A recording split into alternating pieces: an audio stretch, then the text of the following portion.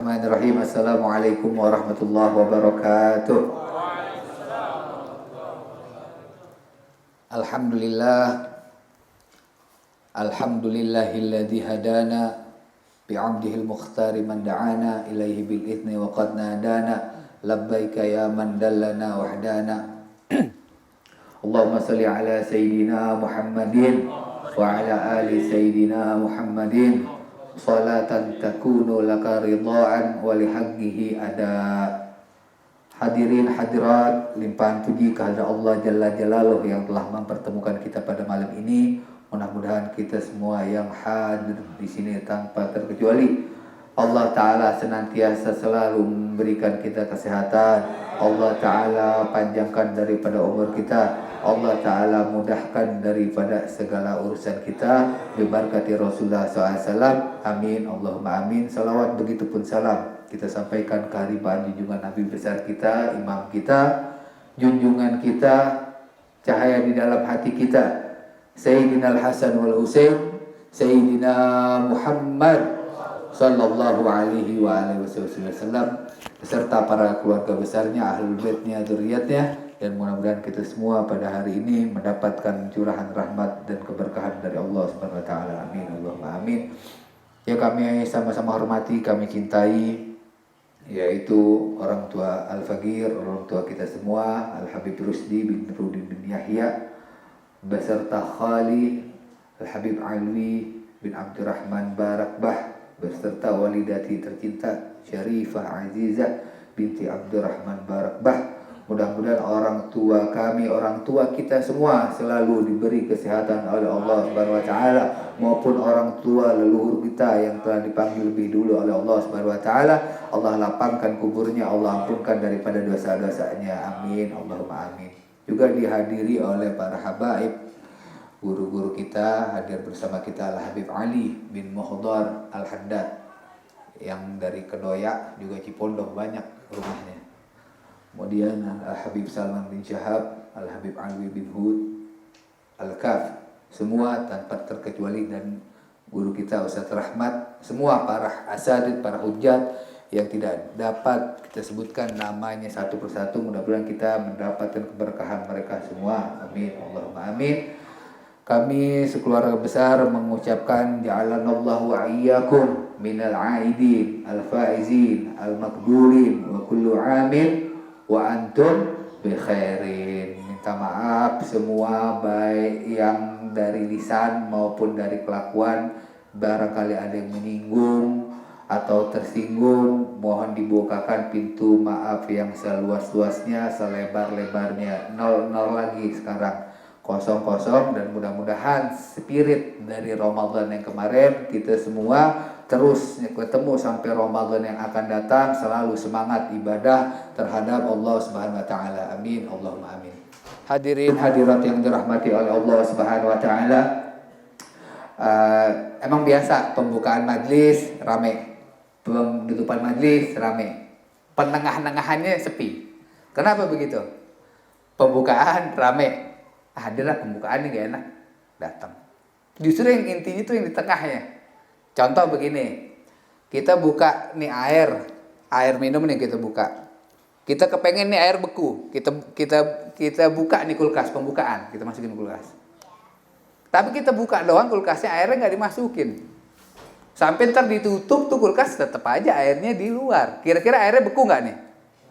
Kagak beku. Tapi kalau ke pembukaan dibuka kulkasnya, airnya ketika ngaji kita masukin ke dalam kulkas, pas dibuka nanti beku. Makanya Ramadannya mantep. Pembukaan kemudian gak dimasukin botolnya, kemudian tahu-tahu ditutup lagi, makanya Ramadannya mampet. Jadi habis lebaran pada gak punya duit, semua habis, ibadah kagak, duit gak punya, ya Allah.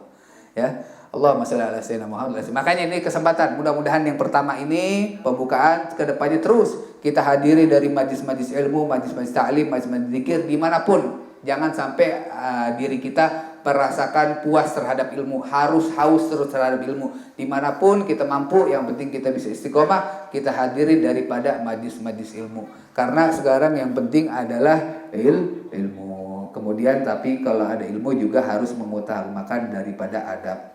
Kadang orang punya ilmu tapi nggak menjalankan adab. Tapi kadang juga adab ini buah dari ilmu. Kadang-kadang kita nggak bisa juga menilai orang, ini orang nggak punya adab, nggak punya akhlak. Kayak mungkin dia nggak ngaji, mungkin nggak tahu, jadi nggak tahu adab akhlak. Karena nggak bisa tahu-tahu orang tahu adab sama akhlak kalau dia nggak ngaji.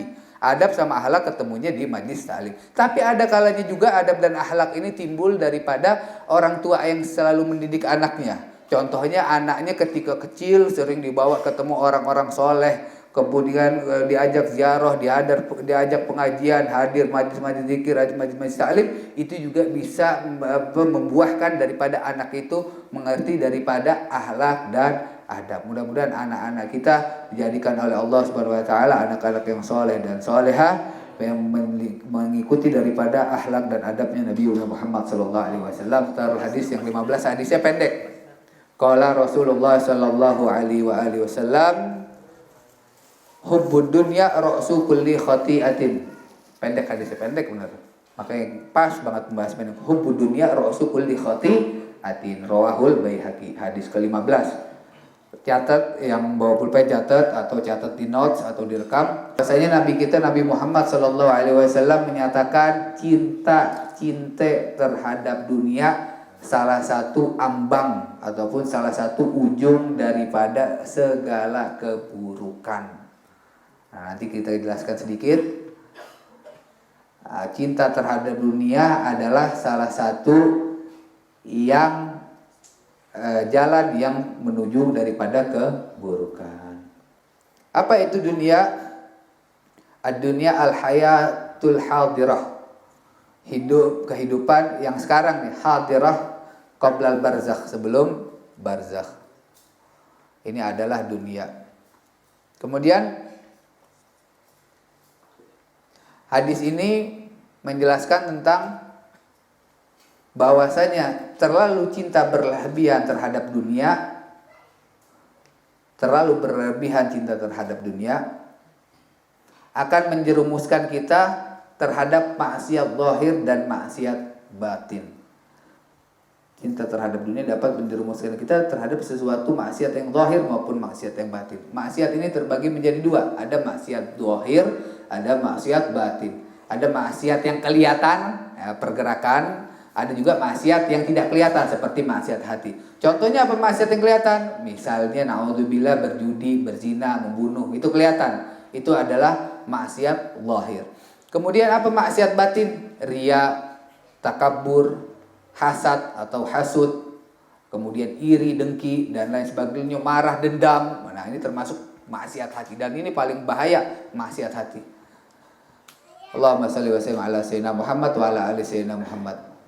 Dan cinta terhadap dunia ini pertama kita bisa mengarah kepada sesuatu yang syubhat.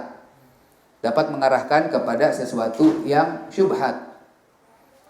Summa fil makruh, dapat menjadi sesuatu yang makruh. Kemudian bisa menjadi sesuatu yang haram. Bisa menjerat sesuatu yang haram. Kenapa kok bisa begitu? Kenapa? Karena begini, misalnya cinta terhadap dunia. Wah, aku pengen punya mobil keren. Apa yang baru mobilnya misalnya? Pajero, Cadillac. Aku pengen. Sampai benar-benar cinta benar misalnya. Apa upayanya? Wah, gimana ya caranya biar dapat duit, kan begitu. Nah, ntar ujung-ujung apa? Nggak mikirin lagi yang mana yang halal, yang mana yang haram, yang penting punya.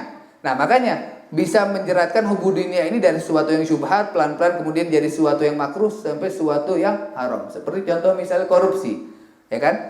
Kenapa? Karena hubungan dunia, terlalu cinta terhadap dunia. Makanya Rasulullah SAW mengingatkan kita jangan terlalu cinta terhadap dunia. Makanya Sayyidina Ali bin Abi Thalib sudah mentalak dunia talak 3. Talak 3 berarti nggak ada rujuk lagi. Nah, artinya apa? Dunia ini, kata Imam Al-Haddad, dunia kama hiya lil maqar wa inna ma hiya lil mamar. Dunia ini adalah tempat lewat, bukan tempat menetap. Makanya di dunia ini Allah kasih hiburan. Allah kasih keturunan. Mudah-mudahan yang belum nikah Allah kasih jodohnya. Yang belum dapat keturunan Allah kasih keturunan. Ini hiburan, dunia ini hiburan. Allah kasih anak, Allah kasih istri, Allah kasih mainan. Ada yang senangnya di laut misalnya, ada yang senangnya di gunung, Ada yang senangnya di kebun, oh kasih hiburan. Intinya apa? Menunggu daripada mati. Makanya kita kan nggak tahu siapa yang dipanggil duluan. Makanya kita harus siap. Apa ente dulu, apa ente dulu, apa ente dulu, apa ente dulu, apa anda dulu, kan nggak tahu. Enak kalau ada kisi-kisinya. Kalau nggak ada kisi-kisinya, nah makanya minta nih, kalau kita sama Allah minta sebelum kita meninggal minimal kita bertemu dengan Rasulullah SAW. Minta paling tidak pada akhir hayat kita, ketika dicabut nama kita, sebelum dicabut nyawa kita, dihadiri oleh Nabi kita Nabi Muhammad SAW. Kalau tidak salah kata Al Habib Zain bin Ibrahim bin Smith, itu orang yang sering hadir ke dalam majlis ta'lim, majlis zikir, majlis ilmu, dan cinta kepada Rasulullah, cinta kepada ulama, maka insya Allah pada akhir hayatnya ketika nazak, ketika sakaratul maut, insya Allah dihadiri oleh Rasulullah SAW. Karena Rasulullah sosok yang tidak pernah lupa dengan jasa. Rasulullah paling ingat dengan jasa kebaikan kita. Kita hadir, kita mengembirakan hati Rasulullah SAW.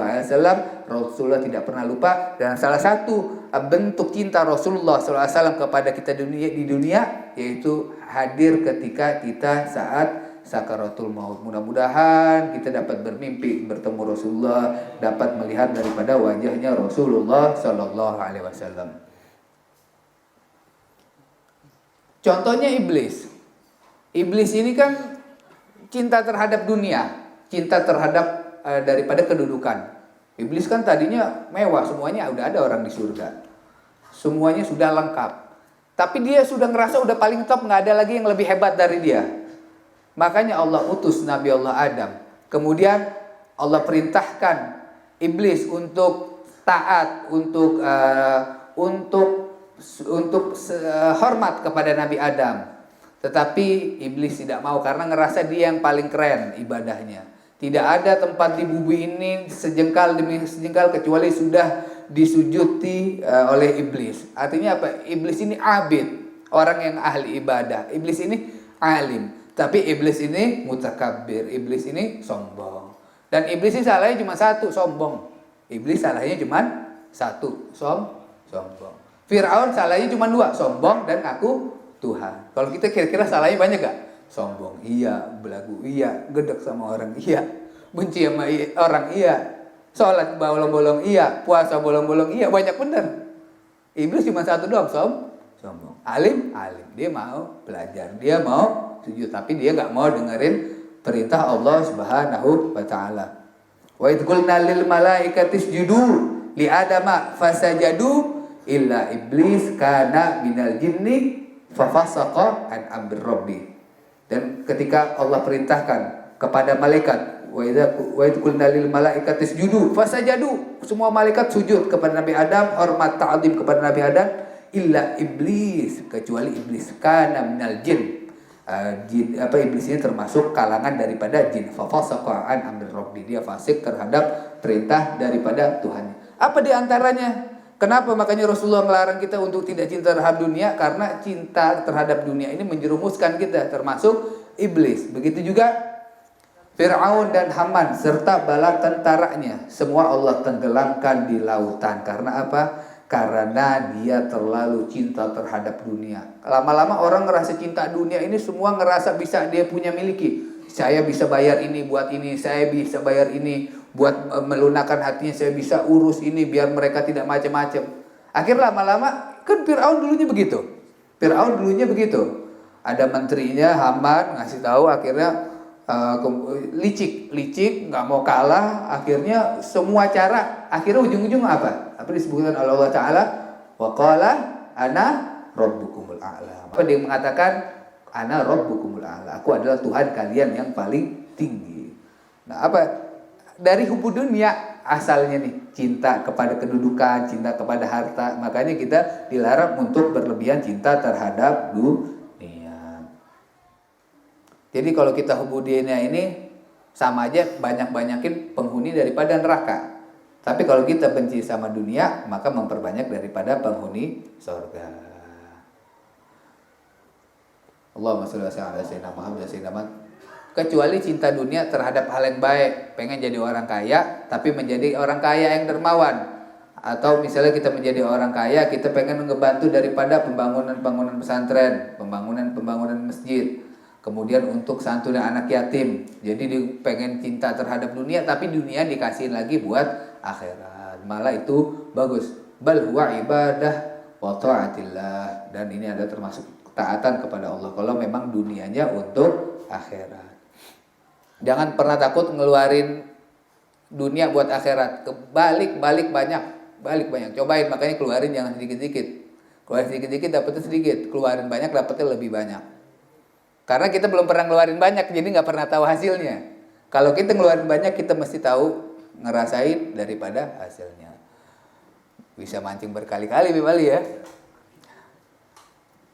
Allah Subhanahu wa taala menyatakan al-malu wal banuna zinatul hayatid dunya wal baghiyatu shalihatu khairu 'inda rabbika thawaban wa khairun amala. Harta serta anak-anak adalah perhiasan dunia. Akan tetapi wal baqiyatu shalihat, amalan yang kekal lagi soleh adalah lebih baik pahalanya di sisi Tuhanmu serta lebih baik untuk menjadi harapan. Artinya apa? Harta dan anak-anak adalah perhiasan dunia. Seperti yang sudah kita bahas tadi, ini kita sambil nunggu mati dikasih perhiasan oleh Allah Subhanahu wa taala biar kita enggak kelamaan, biar kita enggak sedih, dikasihlah hiburan al-mal wal zinatul hayatid dunya. Tetapi apa? Ada yang lebih baik, wal baqiyatus shalihat khairu 'inda rabbika thawaban wa khairun amala. Para ulama tafsir salah satunya ada yang menyatakan apa baqiyatus shalihat? Baqiyatus shalihat ada yang bilang amalan-amalan soleh. Ada juga ada yang bilang zikir subhanallah walhamdulillah wala ilaha illallah wallahu akbar wala haula wala quwata illa billahil aliyil azim fi kulli lahzatin abadan adada khalqihi wa ridha nafsi wa zinata arsy wa bidana kalimati. Tapi ini kan Allah Subhanahu wa taala menyebutkan di surat Al-Kahfi ya, harta dan anak-anak adalah perhiasan dunia. Bisa nggak kira-kira harta dan anak-anak jadi perhiasan akhirat? Bisa nggak? Bisa. Kalau harta kita keluarkan untuk akhirat. Kita punya harta, kita bagiin buat majlis taklim, kita bagiin untuk santu anak yatim, buat acara-acara syiar, buat jariah, buat orang tua yang sudah meninggal atau leluhur yang sudah mendahului kita.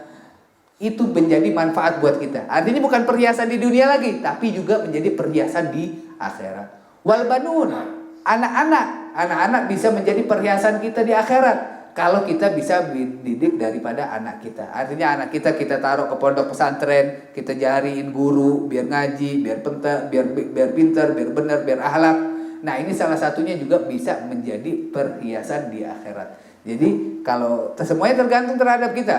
Kalau kita keluarkan untuk di jalan Allah Subhanahu wa taala, dunia akhirat kita dapat. Makanya kalau kita baca Ratibul Haddad, kita baca Ratibul Attas, apa biasanya kalau tawasul terakhir?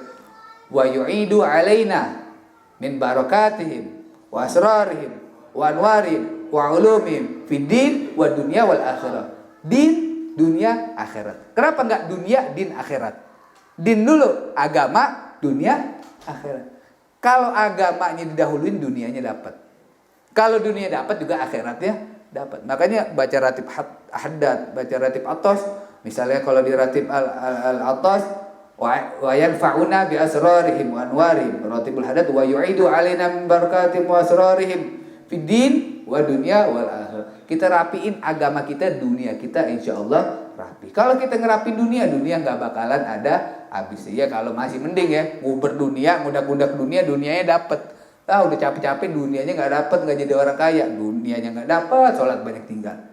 Ya artinya apa? Kalau kita ngejar akhirat, insya Allah dunianya juga dapat. Kita yakin. Masa kita nggak yakin kita punya Nabi Muhammad SAW?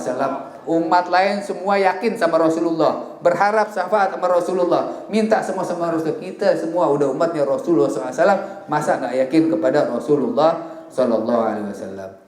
Terakhir,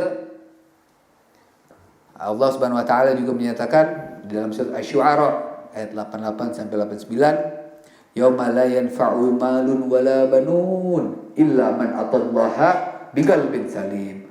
Hari yang dimana harta nanti tidak lagi ada manfaatnya, Anak-anak juga lagi tidak ada gunanya. Illa man atallaha biqalbin salim, kecuali orang-orang yang menghadap kepada Allah dengan hati yang bersih, dengan hati yang baik. Artinya apa? Semua ini balik lagi sama hati kita. Bagaimana kita husnuzon sama Allah, kita husnuzon sama ibadallah. Semua kita sangka baik sama Allah, sangka baik sama orang-orang, sangka baik sama guru, sangka baik sama orang tua, sangka baik sama ulama. Nah, ini adalah sesuatu yang membuat kita selamat. Yang mana harta anak lagi udah gak bisa selamatin, kecuali orang yang datang dengan hati yang bersih, hati yang selamat. Nah, kalau kita hadir di majlis-majlis ta'lim seperti ini, majlis-majlis zikir, insya Allah ini salah satu latihan mengasah hati kita, agar hati kita selalu dirontokkan karatnya, kotornya dikit demi sedikit dengan gosokan dzikir kepada Allah, dengan hantaman salawat kepada Nabi Muhammad SAW. Semua itu satu persatu untuk daripada menggosok daripada hati kita, untuk membersihkan daripada hati kita. Jangan pernah kita merasa diri kita lebih baik daripada orang lain, ya ikhwan. Jangan pernah ngerasa kita lebih pintar, lebih jago, lebih semuanya segala sesuatunya. Tapi jadilah kita menjadi orang yang mana, orang yang tidak punya apa-apa, orang yang merasa tidak punya apa-apa, orang yang selalu salah, orang yang selalu lemah. Biarin kita gak ada nilainya di sisi manusia, karena yang kita butuhkan adalah nilai di sisi Allah Subhanahu wa ta'ala. Lagian ngapain sih kita muluk-muluk sama orang, manusia ngarep-ngarep? Ya, orang juga benar ngarep sama Allah, kita ngarep sama Allah. Jangan kita ngarep sama manusia. Ya boleh aja kalau ngarep-ngarep sedikit-sedikit aja, Pak. Tapi yang banyak kita berharap sama Allah. Ya Allah, kita ngarep sama orang-orang gak bisa ngasih apa-apa sama kita. Mau ngasih apaan sama kita? Orang juga susah lagi.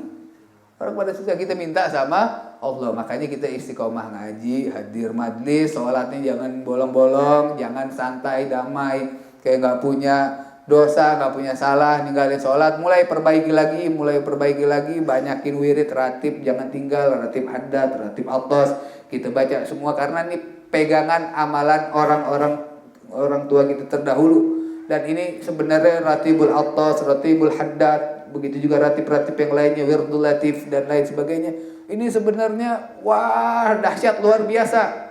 Itu cepat gobulnya, makna-maknanya, dan itu semua hampir adalah zikir-zikirnya Rasulullah SAW. Kagak pelit ulama kita dibagiin tuh Imam Haddad, baca ijazahnya. Langsung Imam Haddad ngijasahin. Tapi ada kalanya bagusnya kalau kita memimpin majlis ataupun kita baca sendiri, ada ijazahnya juga lebih bagus, lebih afdol. Artinya apa? Ulama kita nggak pelit sama wiritan. Ada di suatu daerah, kita nggak sebut daerahnya, mau amalan pakai mahar dulu, emas berapa gram, bener. Mau buka pengobatan, mau tahu ilmu ini, emas dulu berapa gram, 10 gram, 20 gram, pakai emas dulu. Artinya ulama kita, para habaib kita baik, nggak pakai bayaran, nggak apa-apa, baca kita amalin daripada wirid-wirid yang diajarkan oleh aslafun sholin. Mudah-mudahan sedikit ini bermanfaat bagi kita semua, dan mudah-mudahan kita semua mendapatkan ilmu yang manfaat, ilmu yang barokah, dan mudah-mudahan kita selalu diperhatikan oleh Nabi kita, Nabi Muhammad sallallahu alaihi wasallam. Sehabis nanti ditutup doa, kita baris dulu karena momentumnya juga halal bihalal. Kita salam-salaman, kita baris satu persatu, mulai nanti awal dari Abah Habib Rusdi, kemudian Habib Alwi, baru ke para habaib yang lainnya. Jadi kayak di musola tuh biasa tuh, makin lama makin panjang gitu, biar semuanya kita salaman. Mudah-mudahan dengan berkat pertemuan kita ini, Allah Subhanahu wa taala hapuskan, leburkan daripada dosa-dosa kita semua. Amin. Allahumma amin. Wa sallallahu ala sayyidina Muhammadin wa ala alihi wasallam. Alhamdulillahirabbil alamin.